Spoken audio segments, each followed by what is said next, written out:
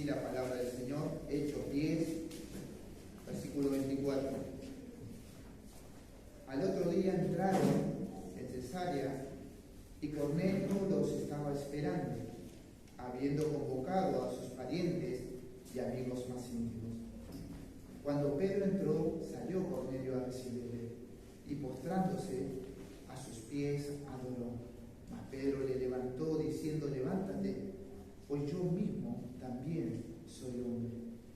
Y hablando con él, entró y halló a muchos que se habían reunido. Y les dijo: vosotros sabéis cuán abominable es para un varón judío juntarse o acercarse a un extranjero. Pero a mí me ha mostrado Dios que a ningún hombre llame común o inmundo, por lo cual, al ser llamado, vine sin replicar. Así que pregunto: ¿por qué causa me habéis hecho venir? Entonces Cornelio dijo: hace 4 días que a esta hora yo estaba en ayunas, y a la hora 9, mientras oraba en mi casa, vi que se puso delante de mí un varón con vestidos resplandecientes, y dijo: Cornelio, tu oración ha sido oída, y tus limosnas han sido recordadas delante de Dios. Envía pues a Jope y haz venir a Simón, el que tiene por sobrenombre Pedro, el cual mora en casa de Simón, un curtidor, junto al mar, y cuando llegue él te hablará. Así que luego envié por ti, y tú has hecho bien en venir. Ahora pues, todos nosotros estamos aquí en la presencia de Dios para oír todo lo que Dios te ha mandado. Tenemos una palabra de oración. Señor, muchas gracias. Muchas gracias por este momento donde tú nos hablas. Gracias por darnos, Señor, la oportunidad de exponer tu verdad, Señor, tu palabra.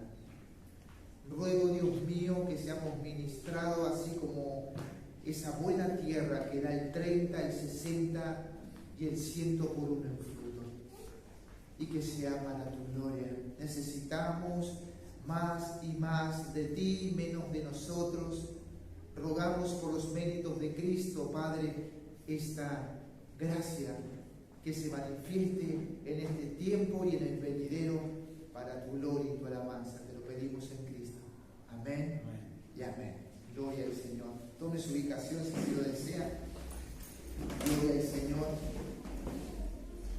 El título del sermón le he puesto: el Señor prepara un predicador y el Señor prepara un pueblo. Y sabemos que el predicador, por lo que nos relata Lucas, es Pedro, y el pueblo es Cornelio, son sus parientes y son sus amigos íntimos. Ahora bien, nos empieza a decir Lucas allí en el versículo 24 que llegan, en el 23, que llegan 3 personas gentiles, hablan con el apóstol, pues habían sido enviados por Cornelio, ¿no? Romano. Y vemos que desde este lugar parten 10 personas junto a este apóstol, a este predicador.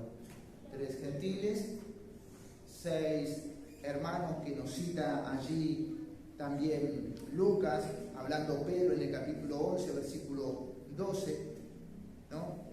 Y Pedro. Llegan a este lugar, Cesarea. Y cabe aclarar que esta Cesarea no tenía nada que ver con Cesarea de Filipos, donde encontramos allí en el capítulo 16 de Marcos una declaración de Pedro, que el pastor justamente nos estaba diciendo al culminar la reunión pasada, el jueves pasado, donde Pedro dice: tú eres el Cristo, el Hijo del Dios viviente, ¿no? O sea, esta Cesarea era la Cesarea conocida como la Cesarea marítima la que nos habla Lucas aquí en el capítulo 10. Ahora bien, aproximadamente ellos tardan desde 8 a 10 horas todo ese trayecto de Jope hacia Cesarea, ¿no? O Cesarea.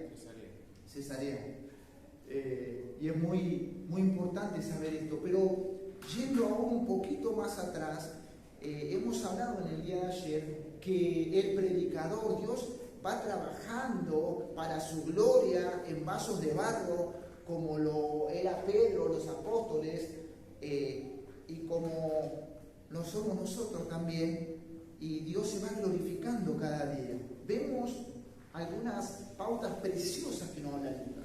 Nos habla que llegan a un lugar donde había un hombre que hacía 8 años que estaba postrado, pues estaba paralítico, llamado Eneas. Y Pedro no le dice, levantate, no, Jesucristo, Eneas, Jesucristo te sana, te salva. Y automáticamente el poder de Cristo, el poder del Evangelio, levanta a este hombre. Sabemos que hay un tiempo de transición en este tiempo que venimos estudiando o viendo justamente Hechos de los Apóstoles. Luego llega a un lugar donde había una hermana llamada Tabita o Dorcas, donde había fallecido. Y vemos cómo Dios va trabajando en el corazón y en la vida de los siervos del Señor, en este caso de este predicador Pedro, donde él ora cuando ve una situación semejante a una muerte, donde él ora y Dios hace algo muy particular, un momento único, un momento precioso. Y justamente ese lugar donde Tabita vivía era justamente el lugar donde estaba en este versículo 1 del capítulo 10, donde era la casa de Simón el curtidor, ¿no? Allí en Jope.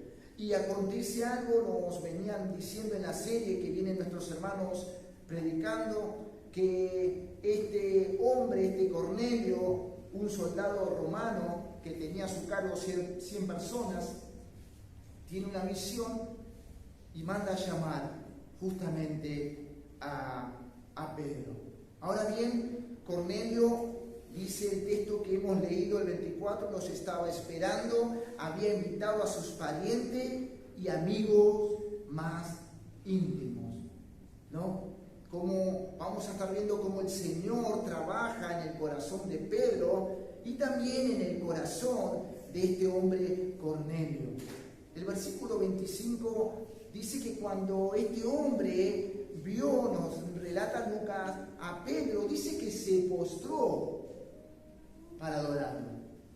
Y algo que es muy interesante, y tenemos que tener mucho cuidado, para nada Lucas aquí está hablando de idolatría, sino que justamente tenía una mala información teológica, Cornelio, ya que era un gentil y ya que también no era salvo. Fue el primer gentil, él, sus parientes y sus amigos íntimos, los salvados.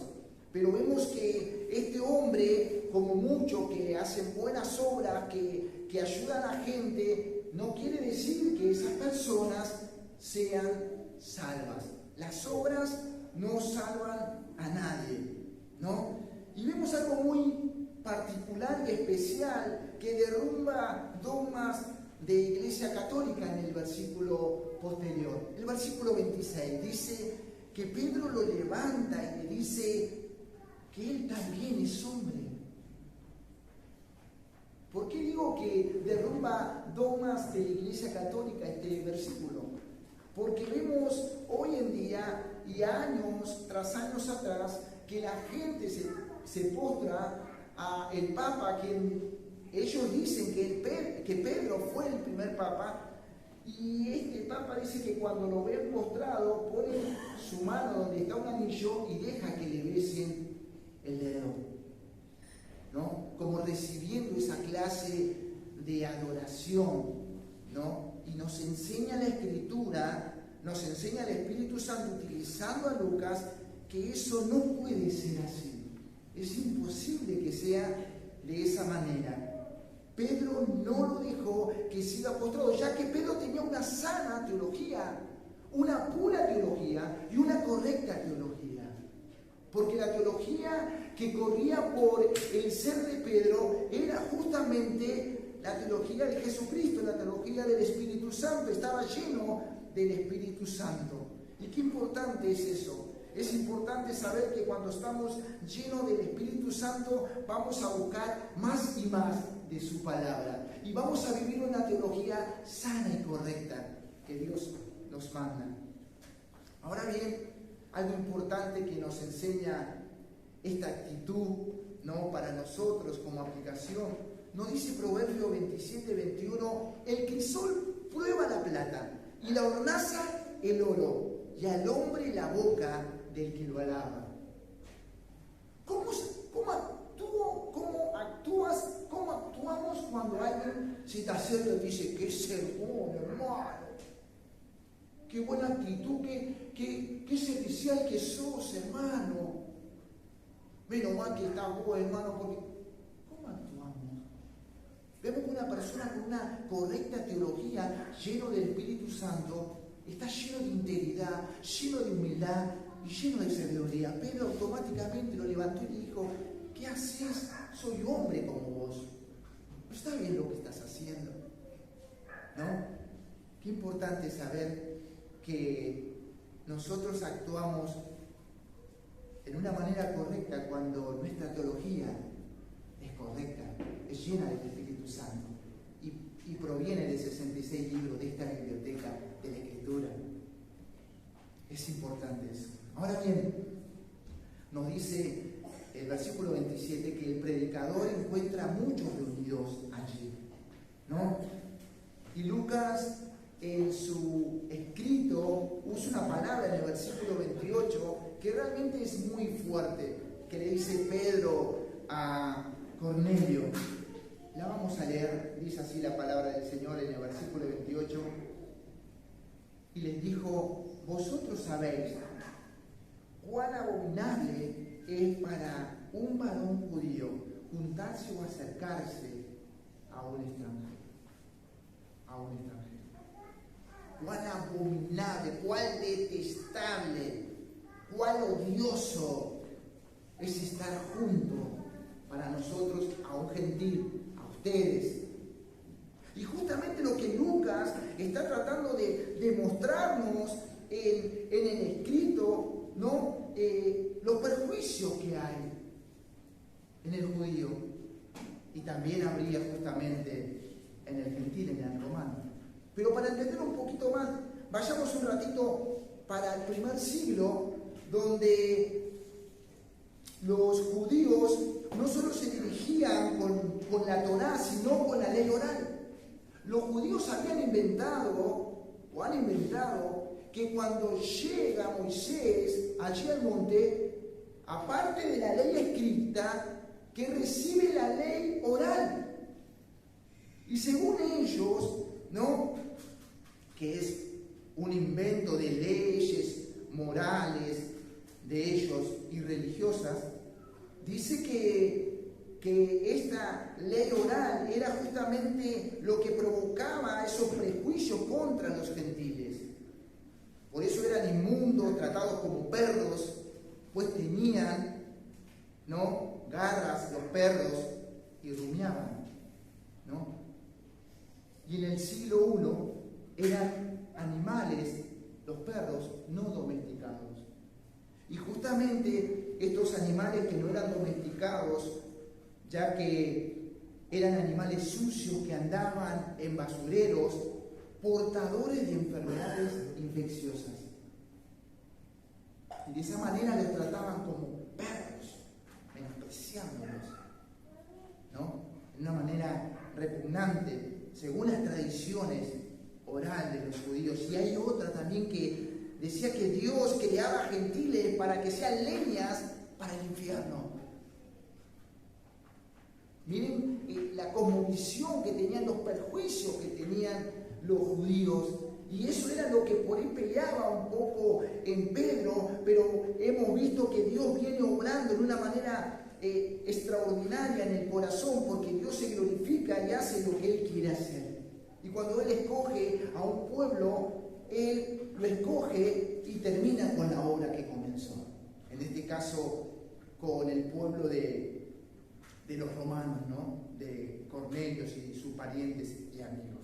Ahora bien, la parte B del versículo 28, el predicador ya está afectado por Dios en una manera muy particular en esta área. No digo que no había sido afectado ya de mucho antes, sí, pero en esta área, en estos perjuicios, Dios obra en una manera tan particular en él que vemos que dice que Dios le dijo que no llame a nadie común o inmundo. Ahora bien, aquí el predicador, tratado por Dios, está entendiendo que judíos y gentiles son escogidos por Dios para salvación. Para salvación. Y esto no fue con sus capacidades, sino que el Espíritu Santo obró rompiendo con las barreras transculturales y los perjuicios. Y esta palabra perjuicio, que algunos de nuestros expositores lo han hablado los jueves, qué importante que es, porque lo vemos a veces en las congregaciones. Él porque piensa como yo me voy a juntar. Él porque les decía a los hermanos, hoy no está, me parece, porque Juanma es feo como yo, me junto con Juanma. Amén. Porque no hay que mentir, ¿verdad? Entonces decimos, no, porque aquel es de Boca, yo me junto con aquel que es de Boca. Porque aquel es... No, yo me junto con aquel ministerio. No, yo me junto con aquel ministerio. Y perjuicios que a veces hay en diferentes congregaciones, en nuestras familias. Y muchas veces que nos creemos mejor que otros. Y sabemos que justamente es la gracia de Dios la que nos hace ser lo que somos. Pablo diría, todo lo provocado en mi vida, en mi ministerio, no es mío, sino que la gracia de Dios en mí. Y qué importante es saber que la gracia de Dios es la que hace la diferencia. A pesar que mi madre se inconversa, que mi padre, que mi pariente se inconversa, que actúan mal, creemos dueños de actuar con ellos, que se van a ir al infierno con palabra áspera y no con gracia, no con amor. Qué importante es comprender que estos prejuicios del ser humano dañan. Por eso Dios tiene que romper esto en un predicador, ¿no? Formarlo, prepararlo para su gloria.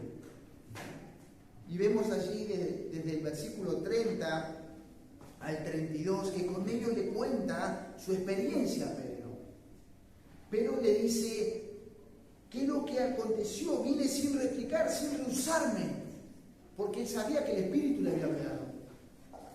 Y sabía que Dios tenía algo, no sabía qué, pero tenía algo. Así que llega a ese lugar y escucha lo que este centurión, comandante romano, le dice, que hacía 4 días que estaba a esta hora, yo dice, y estaba en ayuna, pareciera que esa sobra, wow, estaba en ayuno, se estaba preparando.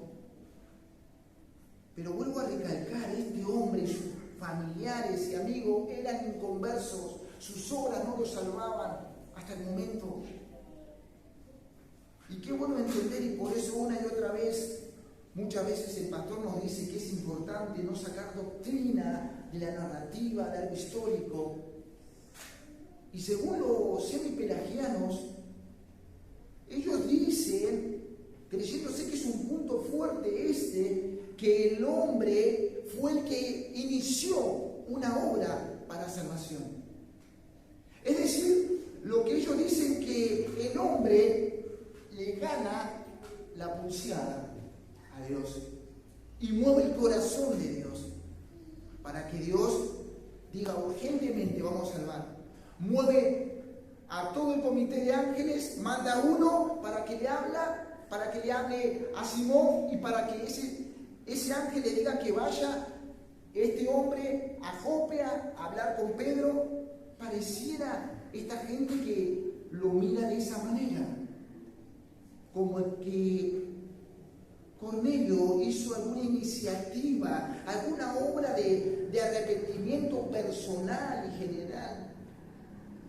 Este pensamiento cree, el semi-pelagianismo, creen que no es el pecado original como enseña la Escritura.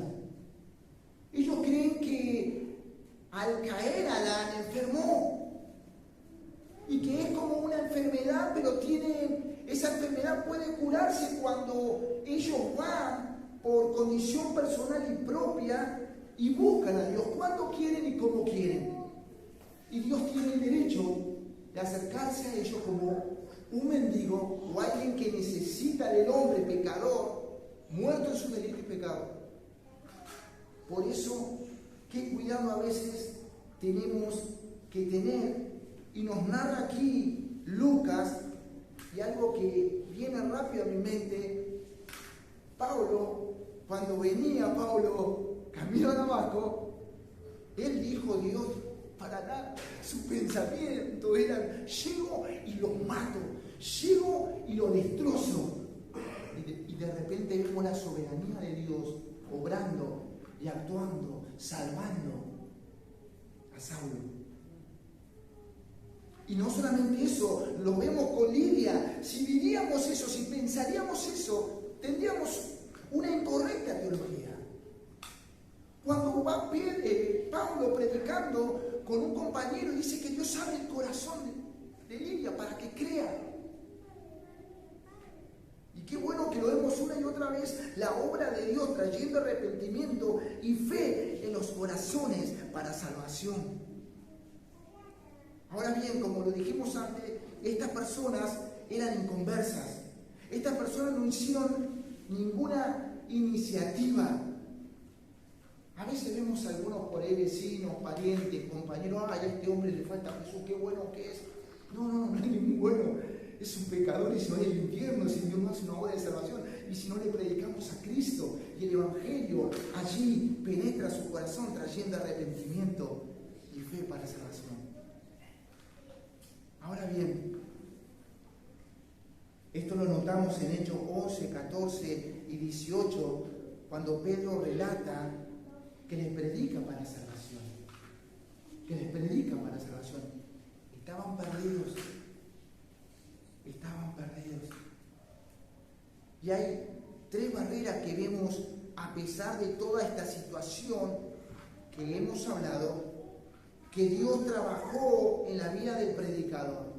Primero, cuando vienen tres romanos, gentiles, y con un odiado soldado romano. Imagínense ustedes una persona que ve que vienen personas gentiles y a un romano y se le viene a la mente: este mató a mi Señor, estos fueron los que hicieron eso. Dice que los hospedó dos mundos distintos en un mismo techo, Dios obrando, rompiendo las barreras, trabajando en los corazones de perjuicios, en los corazones de cosas de hombre. Luego la segunda barrera vemos que la primera barrera es cuando en la casa de Simón, el curtidor. Esa fue la primera barrera. Un hombre que trabajaba con pieles de animales muertos en el mundo. Pero parece ser, o pareciera ser, si ese hombre, así como trabajaba con animales muertos antes de ser cristiano, que estaba con Pedro, si él iría a alguna sinagoga, por hacer lo que hacían, lo descomulgaban. Y si esto fuese así, que habría sido descomulgado por trabajar con animales muertos, eso fue trabajando en la vida de Pedro, de los perjuicios de Pedro, en decir: oh, cómo Dios aún salva a estas personas, y vivía con él. luego que le agarra el hambre, y ya sabemos la historia de Pedro, ¿no? La segunda, la de estos 3 varones que vienen, él los hospeda y al otro día sale con ellos. Y la tercera con Cornelio y todos sus parientes. Dios trabajando y su nombre siendo glorificado, porque se termina exponiendo el Evangelio, que es poder de Dios para salvación. Y es muy claro cómo se culmina eso y cómo lo vemos a eso, cómo Dios trabaja en personas que realmente le quieren servir, que le dicen sí al Señor, y cómo Dios prepara un pueblo. Y yo creo personalmente que en diferentes barrios, en nuestros barrios, Dios tiene un pueblo preparado, un matrimonio, no importa la cantidad de ese pueblo. Y a veces por eso es el deseo pastoral, que podamos ser valientes, tener de nuevo, en poder predicar, en poder abrir una casa para predicar el Evangelio. Tengamos una palabra de oración. Padre, te damos muchas gracias. Te damos muchas gracias por tu palabra. Te damos muchas gracias